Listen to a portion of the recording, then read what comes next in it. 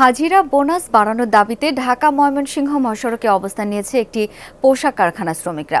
গাজীপুরের শ্রীপুর থেকে এখন যোগ দিচ্ছেন সহকর্মী হোসেন আলী বাবু। বাবু, মহাসড়কের বর্তমান পরিস্থিতি কেমন? আইন শৃঙ্খলা বাহিনীর উপস্থিতি বা কেমন দেখছেন?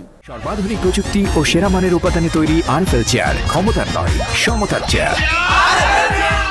শাওন, বর্তমান পরিস্থিতি যদি বলি, একেবারেই আসলে রাস্তা ব্লক করে আছে, সেটা প্রায় 4 ঘন্টার উপরে হয়েছে। এখনো কিন্তু শ্রমিকরা রাস্তার উপরে আছেন। তাদের যে দাবি দাবা, সেই দাবি দাবা যতক্ষণ পর্যন্ত না মানবেন ততক্ষণ পর্যন্তই তারা রাস্তার উপরে থাকবেন বলে জানিয়েছেন। এবং তাদের আরেকটি দাবি হচ্ছে যে আসলে তারা যখন মালিক পক্ষ আসবে, মালিক পক্ষ আসলে মালিক পক্ষের সাথে তারা কথা বলে তারা এই রাস্তা ছাড়বেন। তাদের 12টি দাবি নিয়ে তারা সকাল 8টা থেকেই এই রাস্তায় অবস্থান করছেন।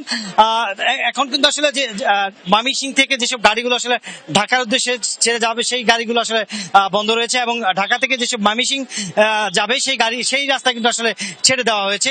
এই যে রাস্তা যে ঢাকা উদ্দেশ্যে যেসব গাড়িগুলো যাবে, সেগুলো প্রায় এখান থেকে প্রায় 20 থেকে 25 কিলোমিটার যে যানজট, সেই যানজট সৃষ্টি হয়েছে। মানুষের এই গরমের মধ্যে একদম পুরো ভোগান্তিতে তাদের পড়তে হচ্ছে। আমি দেখেছি আসলে বিভিন্ন জায়গায় আসলে গাড়ি থেকে নেমে রাস্তায় অবস্থান করছে।